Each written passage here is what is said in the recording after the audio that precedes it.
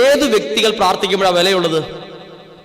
ശ്രദ്ധിച്ചോ, മോശ എന്ത് വിലയാണ് കൊടുത്തത്? മോശ ആടുകളെ മേയിച്ചു പോകുമ്പോൾ തീ കത്തുന്നത് കണ്ടു, മുൾപ്പടർപ്പ്.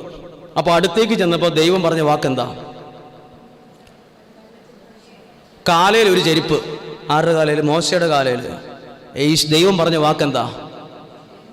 മോശ തിരിച്ചു ചോദിച്ചോ, കർത്താവ് ദൈവമേ, കാലയിൽ ഒരു ചെരുപ്പ് കിടക്കുന്നത് ഇത്ര വലിയ തെറ്റാണോ? കാലയിലല്ലേ അത് കിടക്കുന്നേ? മുള്ളു കൊള്ളാൻ ഇട്ടതല്ലേ? ചെരുപ്പാണോ ഇപ്പൊ പ്രശ്നം?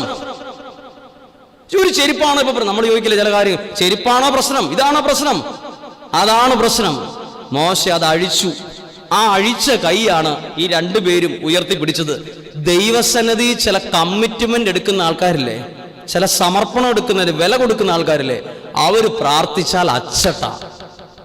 അതാ ഈ മോശം അടുത്തെന്ന് പറഞ്ഞപ്പം അവര് മോശയുടെ കൈ എടുത്ത് ഉയർത്തിപ്പിടിച്ചത്. ഹല്ലേലൂയ.